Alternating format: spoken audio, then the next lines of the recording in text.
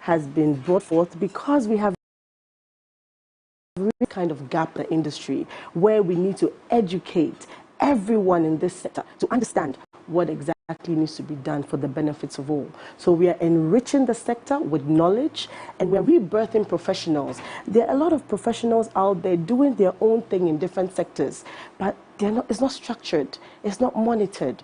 So this association is here to rebirth those professionals and to bring structure through education, collaboration, and advocacy. Look at so that. Yes. Have we ended the conversation? Yeah, I think so. I think it's a good place. I think it's a good place to end it. Okay, I really haven't looked carefully into the nuances of this act. Sure. But overall, as the rep, I would say the president for the association, would you say that this act really brings some level of equity? It does. Even I must to applaud the landlords and the... Yes, I must applaud government, the current Works and Housing Minister, and everyone who's been involved in this restructuring. It's been 59 years since since this act. I mean, it's very much outdated and needs to be updated to suit the current, values and everything that we're trying to represent. So yes, it does bring a lot more on board.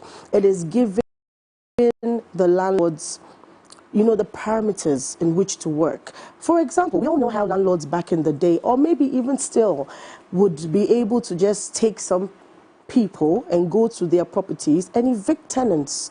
I mean, they'll tell you, move out today, it's my property. Even if the tenant, is owing and hasn't paid the rent according to the tenants of the contract, you do have to give the tenant due process by going to court, by getting an eviction notice or a demand notice for your rent, following due process of the court before you're able to evict the person and throw the things out. But we see here people have children, mothers and children with their things seated outside on the curb because my landlord says I owe, or maybe because he just wants to repossess his property. Sometimes it's not even about rent, but they want, my son is coming from Abuja. This young man said that exactly this morning. Oh, really? Exact You see it a lot in words. movies. Oh, my goodness. It does happen. Movies are a reflection of what actually happens in society. So this does happen. My son is coming from London, I want my property back, and then they just find a way to kick you out without due process. It shouldn't happen at all. Let's probably break it down. What would due process mean? Let's break it down. Surely it's not everybody is going to go into the act. So they will take it from the boss that, when I was watching TV, this is what she said. And so let's really break what the due process means. If your rent is due, what are some of the reasons that landlords would look at to want to say, is either your rent is due, is it whether or not you're misbehaving, or is it they want to reprocess? Let's use these three. Yes. In all these theories, what are the processes like? Okay, so yes, if the landlord wants to repossess his property, as you said, the three, it can be that you came over to say you want to use the property as a residential property, and then we see a lot of commercial activity. So that means you've broken the contract. So let me backtrack. In fact, there is the situation in this society where tenants do not have a tenancy agreement with their landlords. It is totally wrong.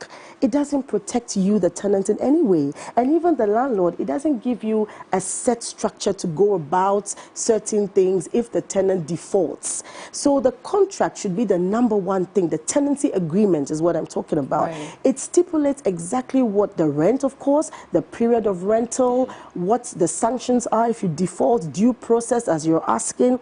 So the tenancy agreement is the fundamental document that should be used in such cases. Okay. Yes. Okay. Typically, so that you don't really have to now go and hire a lawyer. Typically, if you have an agreement, Yes. it will look like what? The amount to be paid. Firstly, the lawyers will not be very happy with you. I know they'll come You're at trying me. to take food away from them.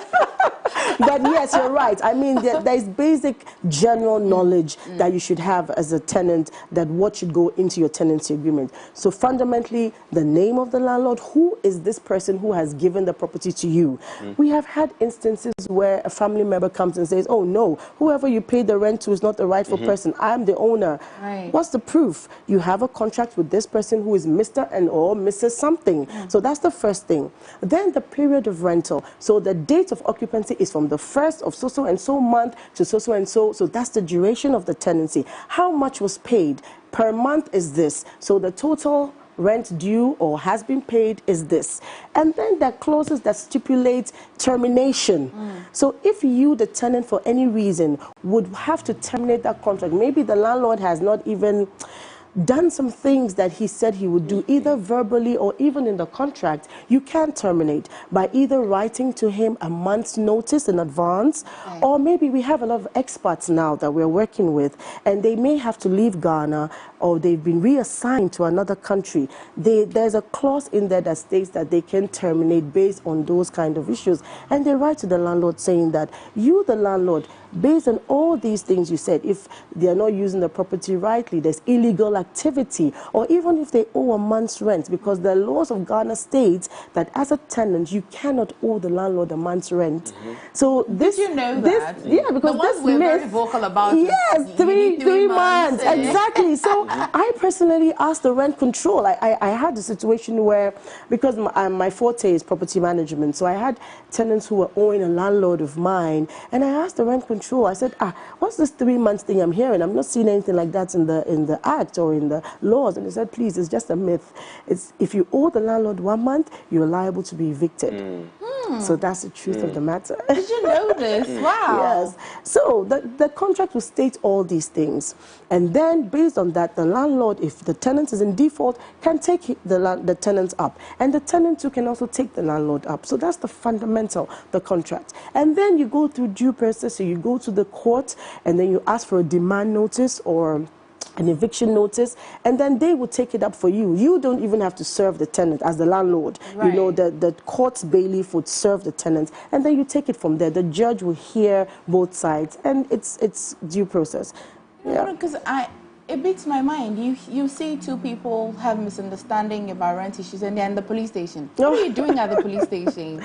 The police have had a lot of burden. No, it's not a police matter. No, it's not. I mean, there's a way to go about it. Is it possible that a landlord can go seek the help of a police officer to come and evict a tenant? That has happened. But are the police it's allowed not to do that? I don't see that to be part of the law.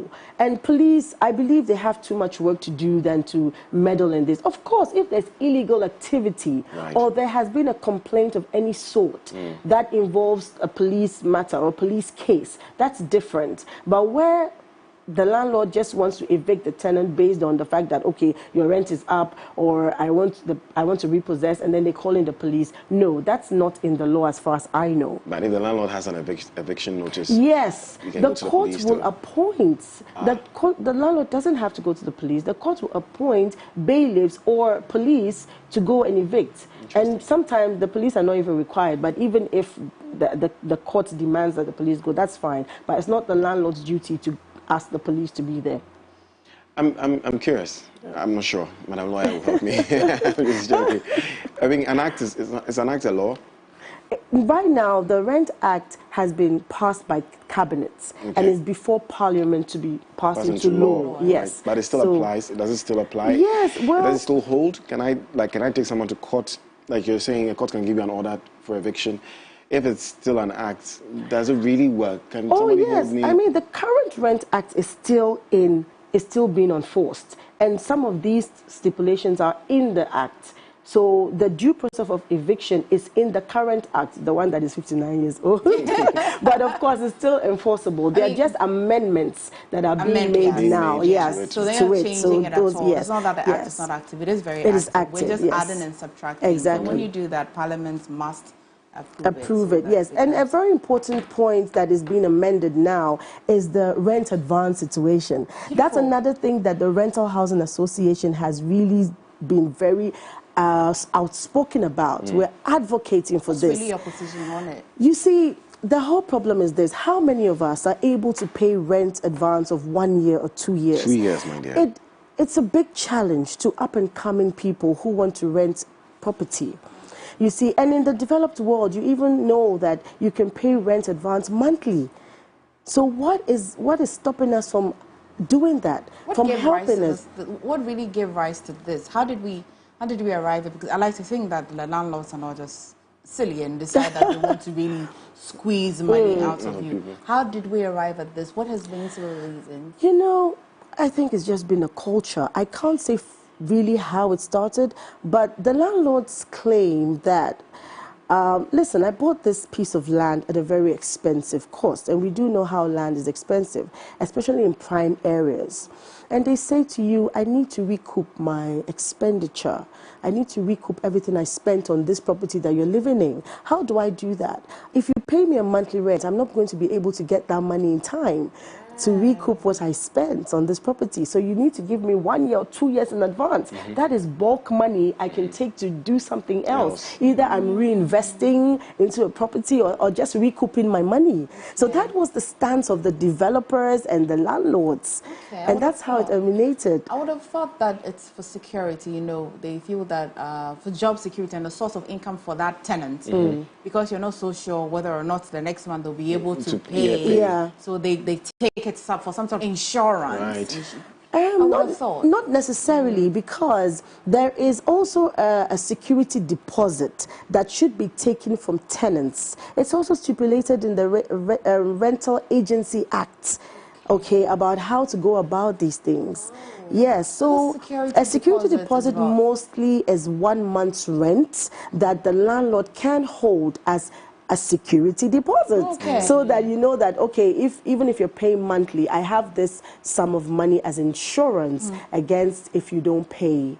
Yes, so and also in the case where we have property that is furnished, in the prime areas we have furnished apartments, furnished buildings. In case you damage anything or something is misplaced, the security deposit is used for that purpose as well. I think a system that works in the hotel industry as well. Yes, yes. So furnished apartments, yeah. Interesting. What if now I found out that most of the time it is landlords complaining about the behavior of tenants, and he's playing loud music, he's bringing different women every day into the house. It's not safe, it's not secure, and all that. What can a tenant do if it's the other way around? Your landlord, you live on the same, let's say, compound with your landlord, playing loud music, doing what they like because it's their property anyways. Can a tenant take on a landlord for that? Most definitely, because it's still his space and he's paid for that space. So the best thing to do is to go to the rent control department where they can mediate between this. Yes, I mean, the rent control department is working. I like that you said I mean. Yes, it's working.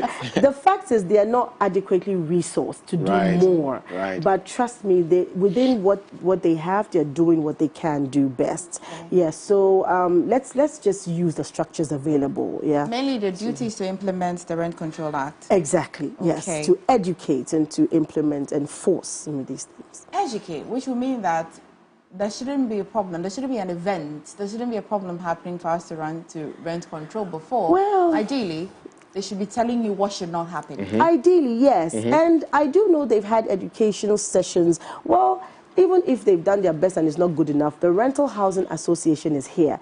Education is one of our pillars. That's what we're doing. We held a press conference recently. We've held webinars to educate tenants and landlords. Our membership is made up of tenants, landlords, real estate professionals, property managers, everyone in this sector that we can educate, we can collaborate with, and advocate on behalf of and together to ensure that all these structures are put in place. Do you really think that, as you should speak as a president, in your capacity as president, do you really think that the gap between landlords and then the tenants can really be a little short? Because it looks like the gap is so wide that every day there's that misunderstanding. Well, really, apart from the talking and having to, sanitize even the minds of tenants and landlords, do you think that there can be a day where, you don't really have to sit here and be telling us what are your rights and your duties and responsibilities? Yes, of course. I mean, we should see that day.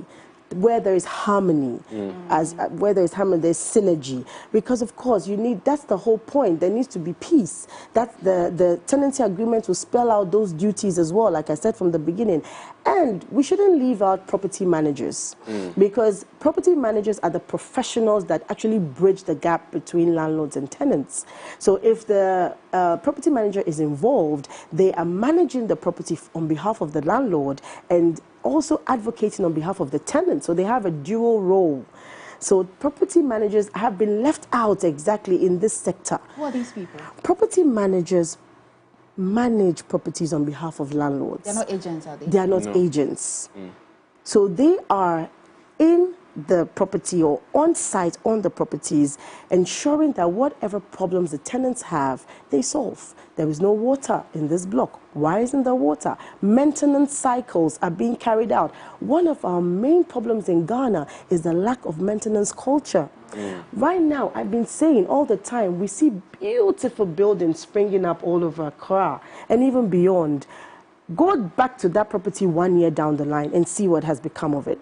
Who is managing it? Who is maintaining it? Who is ensuring that the cycles are being kept? The generator is working, the pumps are being serviced, the tenants in there are comfortable. The landlord builds a beautiful edifice and then leaves the tenant in there, and they ask, oh, the pump isn't working. Everybody bring money, let's go and buy a new pump. Shouldn't be the case. I like that you brought that up. Yes. I think, not to advertise for anybody, but I think the first brand I heard about when it comes to property managers was Bro. Yes. They are the most popular? Yes. I heard about them when I was on campus. I know they used to manage a lot of the facilities that's right. over there. But do you think that at our level, University of Ghana is a big company? You know, how popular are property managers at the level of I don't know if you get what I'm trying to ask. Yes, I do. At the lower level. Sure. Like I mentioned, it's a gap that we need to fill. It is now, because I have held property management classes with my chairperson called Natasha Howell. She's the chairperson of the Rental Housing Association, and she's also an astute property management expert in the US of A. I mean, I have been through property management. I've been in this industry for 13 years, and there are so many other professionals like that you don't even know about. That's how come I'm saying that we're trying to rebirth professionals, because there are professionals out there. You see, and you mentioned Brawl. Yes, Brawl is a very big property management company, but there are others as well. And University of Ghana, you see, there is the need to educate. That's the basic fundamental issue. That's what I'm trying to say. Landlords, listen, you cannot be on the phone with every tenant, especially when you have a big property, and the tenant is telling you, my tap isn't flowing. You will get a heart attack. That's the truth. Because you don't have the capacity to manage. Sometimes you get angry and either you will not pick up the phone the next time, or you just hang up the phone. I can understand an institution like a University of Ghana, but yes. I'm asking my regular landlord, the one that I'm paying 1,500, 1,800 to, would he or she be able to afford a property manager? Yes, you would be able to afford a property manager or facility manager. Get in touch with us. Find out what needs to be done so that your tenants are comfortable. Your property is well taken care of. The roof is leaking, and the tenants are talking about it, and you're not paying any mind to them. That is illegal. There is mold. I have had situations where mold kills. These are fundamental things that people don't know, you know, and the landlord should take more. Listen, it's not about money. It's about the health and safety of the tenants, and this is what facility management and property management is about. I'm curious to know. Yes. Let's say I'm an upcoming landlord. I'm going to own property. Yes, please. I'm going to be owning properties and stuff. When I employ the services of a facility manager, yes, where is the payment going to come from? Is it going to come from the rent that I have collected? Do you guys take a percentage, or I pay as wherever I get the money from? Okay, so that's a whole different conversation. However, it can be factored into the rent. Yeah, so that it's quite simple. Right. We'll just sort it out there. Yeah. Okay. Agents, shall we? Oh, goodness. Can I find them anywhere in the rent control? Act? Oh, yes. Can I find them over the role? Particularly, what is really Are they certified? You see, both questions, very good. So the Real Estate Agency Act deals with agents. And Nana Otu-Texin, I hope I got the name right. Yes, he's doing a great job of educating about brokers and agents. So your question was, do I get them anywhere? No. We have agents roaming the streets, claiming to be agents. All they do is, oh, there's a house here. What do you want? 2 bedrooms? Okay, let's go. No, but they're the ones who know where the properties are. They know where the properties are. Yes, but then you see, they're not professional enough. They don't take you the whole journey. Right. It shouldn't just be, I know a property, let's go. No, there should be more to it. That's how come many tenants don't even have agreements. Because if you're a professional broker, you go the whole professional journey and ensure that your tenant is secure. You understand? Yes. So there is certification going on. The Ministry of Works and Housing, again, the current minister is doing a great job talking about that, but I think it's still in the pipeline. And so, where does the work of the agents? Now I'm curious because of what you said, because you said the responsibility of the tenant is also the agent. Yes. Where does the responsibility of the agent and the facility manager meet? That's a very good question. So sometimes we play the dual role. Because we manage the property and maybe you just find that, oh, this property is nice, is there available space in it? And you walk in, there's already a property manager in there. So we'll take you to the process of renting the property. And then we go the extra mile to ensure that you are comfortable throughout your duration because we are there and we manage the property. So the buck continues with the property manager, but it stops with the agent on finding you a property. Right. But the agents go ahead to... I know at the local level, the agents are the one, I guess the agents are playing the role of the property manager.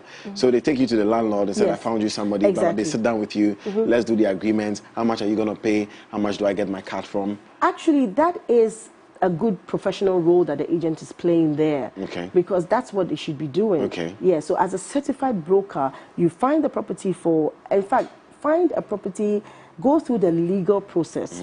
And then on the other hand, you also screen the tenant and make sure that the tenant you're bringing to this home is not an illegal tenant. He has all his papers. If he's a foreigner, you get his documentation, resident permit, all those things. So this is a whole job that we need to do as professional brokers, property managers in this sector.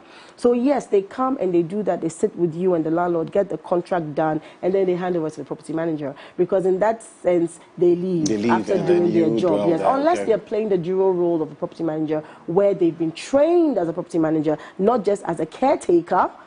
There's a difference, because what I see is that, oh, I have a young man there. Oh, Mr. I mean, for lack of a better name, maybe Kweku, now gas, no water. You haven't done this, you haven't done that. No. We want a professional person who is trained to ensure maintenance cycles are followed, preventive maintenance, not just running around when there's a problem. This suggests to me that it's possible the landlord or the property owner may never even encounter the broker, the agent, if he or she has a good property manager. In which this manager has decided to sublet some of, outsource some of the duties to a broker. Which means that it can just be the two of them if she's not playing the landlord. Yes. I mean, both of you are you're a very big woman, you're a very big young man, so you own properties and you're very busy. So this is where we come in, the professionals. So you don't, as you rightly said, you might not even meet the tenants because we've handled everything professionally for you. We have a power of attorney from you to handle everything. You're busy. You don't have to come and now sit and say, hey, so the AC, so the tap. No. Yeah, so you've even given us the power of attorney to sign on your behalf. So you don't have to do anything. So God forbid, and then there's a default, you wouldn't have to go to court. We go to court for you because so all these things, How do I identify a certified agent? How do I identify a certified agent? Well, that's who give them certification? Who says that this one is a professional? Is there a place they register to? Yes, that is in the pipeline now. It's part of the Act. Yes, so we as the association as well are in talks with the ministry to see how we can help and to educate brokers on this. And there are classes that are going to be available, training sessions that we will take up to train brokers. And I do have very astute colleagues as well in this industry already training people. I mean, there are a lot of people out there doing a good job. Right. Yes. Right. This might just be another conversation altogether in terms of pricing.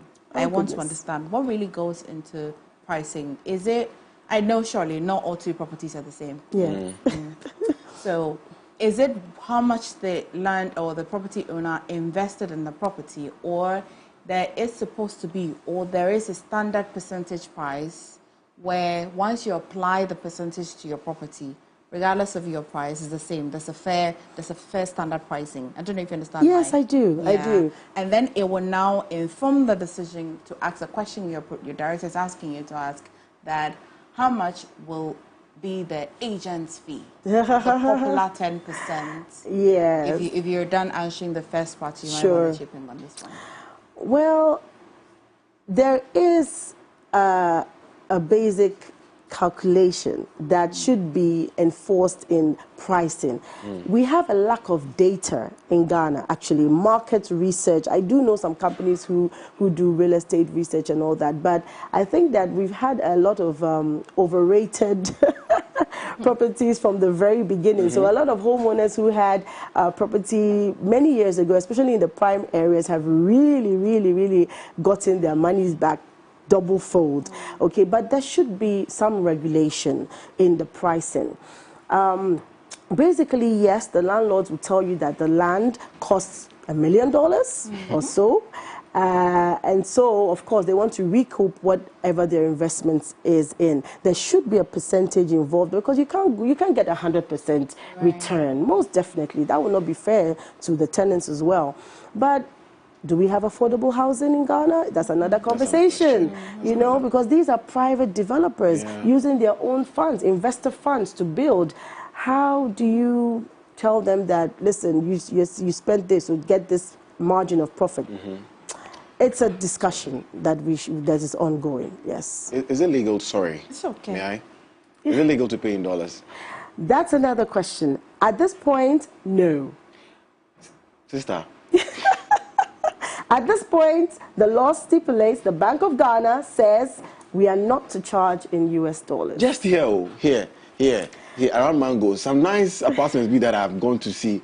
The dollars they are mentioning, my heart is beating. You know, I mean, that the whole point of the matter is our cedi depreciation. That's the point, because I do have properties where my homeowners are still insisting that we rent in dollars. It's been an ongoing debate. But from the 1st of January, I have been very adamant about pricing in cedis. And the amounts that you see in cedis will blow your mind. Because of course, the conversion rate is just crazy. something else. Yes, but it's an ongoing conversation. I mean, there are pros and cons to this. Why are we charging in dollars? Why are we dollarizing our economy?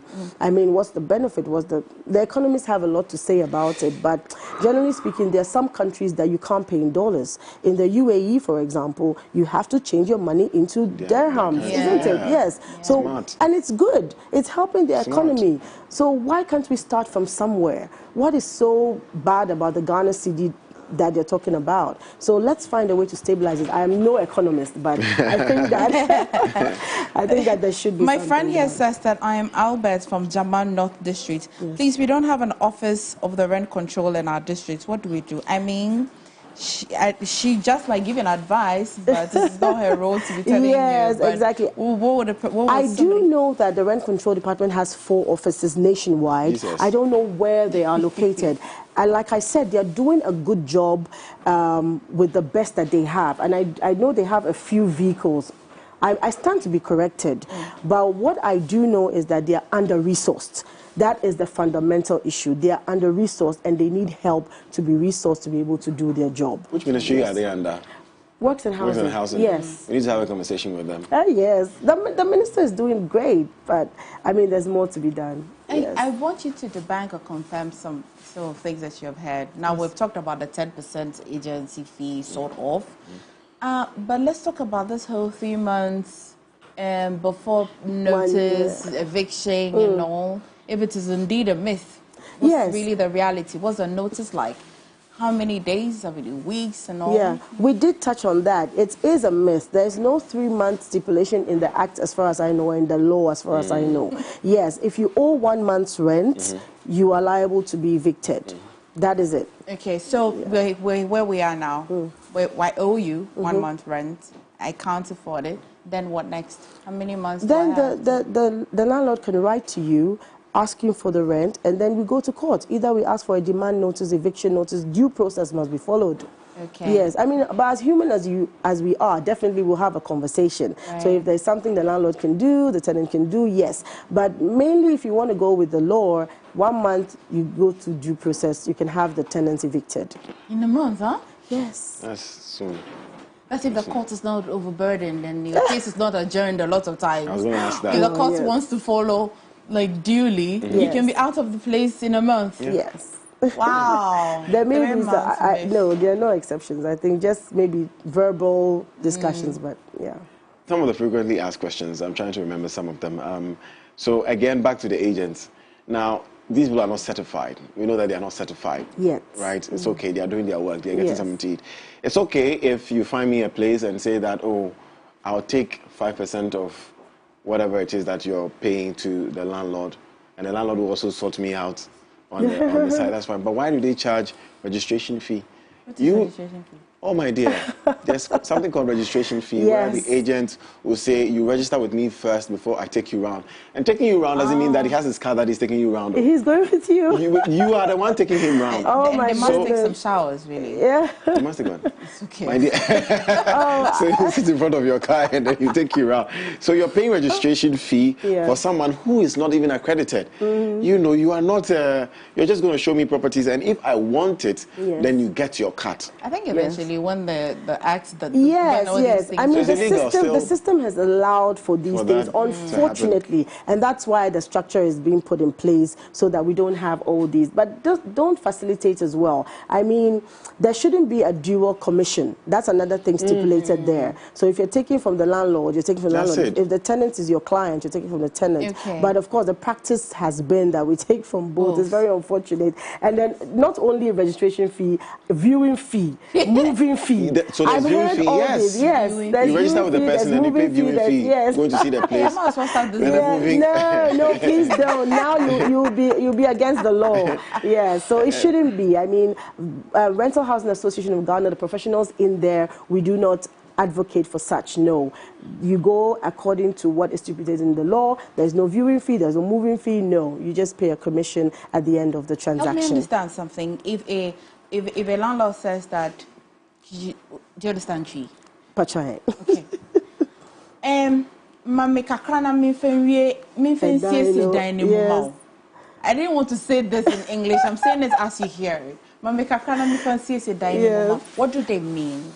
Well, they mean just that. They mean that they don't have the funds to complete the property. So probably they have, maybe they've gotten to a portion, they've not adequately roofed it or plastered it or painted even. But you like the place. But you like the place and you want to move in. So this can be added to the contract as well. I mean, I've had where, okay, the tenant paints, and then when he's leaving, you don't paint because you painted. So the landlord is paint. Or maybe when you came, the landlord had painted, so when you're moving, you paint. I mean, there are little clauses like that you can add. It's not against the law for the landlord to say that, as far as I know, but you just have to make sure that it is legal and written down that this is the deposit I gave the landlord at this point in time, and he was supposed to have completed this portion of the property, and I mean, it's just stipulated in the contract. I don't know if Contract this is is enough, been- right? It's enough, yes. It's a legal binding document. That's what you're basing everything. The agreement is okay. Yes, but get a receipt as well. The receipt first and then the contract. Rental Housing Association of Ghana. I don't know if Yes. this is within your jurisdiction, but is there some sort of remedy, some sort of help for tenants who are defaulting on their rent? Is there, I mean, you're not a banker too, so I don't know, can you take a loan to... Hey. I'm just asking, like when you are pressed, that 1 month, it's about to just say 2 weeks into 1 month to owe the landlord, and you know that this bad landlord, he will move me, so I need some help. So another reason I'm applauding the current minister, Mr. Francis Asentu, yes, watching, is of course the recent scheme, the National Rental Housing Scheme, I believe. Yeah. I'm so sorry. I had something like that, yes. Yeah. Nurse. So it's a great initiative where, I mean, they pay the rent in advance for you to the landlord. It's a loan, and you pay monthly back to the scheme. Okay, so once you apply and you qualify for that, you're able to get the loan and pay. So it's a great initiative coming from the government, being enforced by the minister. Yes, so there are, I mean, developments are coming. I need the minister's number. So eventually, if this act is amended and becomes the new act that we're going to be working with, we would have clarity on this 3 months advance, 1 month payment and all that. Would have clarity on that. We should. Yes. That right currently now, still, the landlord cannot demand for rent advance of more than 6 months.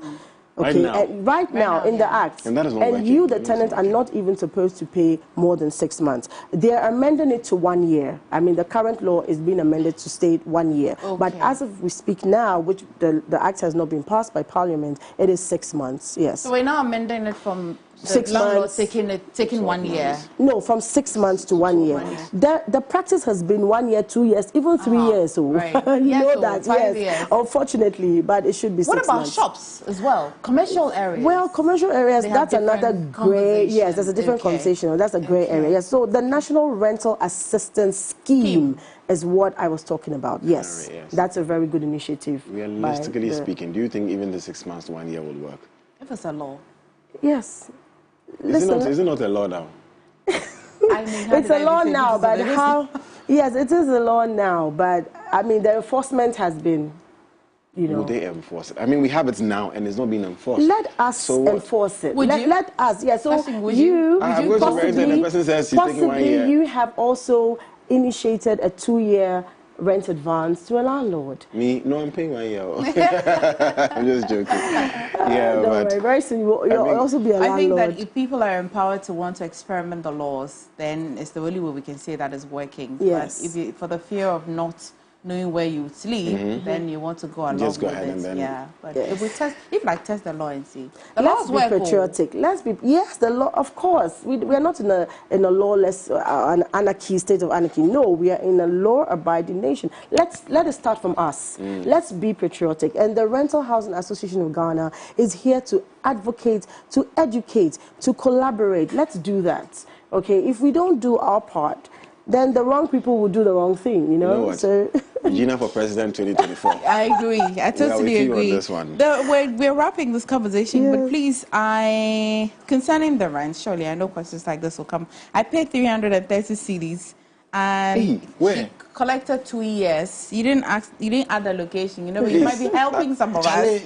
Now my rent is almost due, and the landlady is demanding 600 cedis a month. I have asked for a reduction, but she is refusing. So that's another thing that the Act stipulates. You cannot, as a landlord, unduly increase your rent without especially an improvement in the property.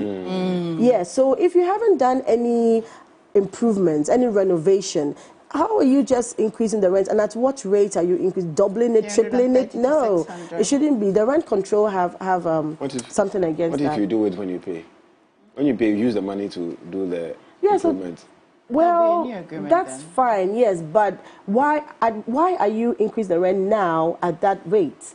That's the whole point. Why was she? It's almost double, isn't it? Almost triple. Oh goodness. 330. Oh no, there can be an increment based on economic factors, inflation, and all that, but not unduly. Especially where you haven't done any renovation in the property. Beautiful. Yes, at least I have personally heard that from the rent control department. So the location is Takrady. Except we can't transfer from Takrady to come to work every morning. Okay.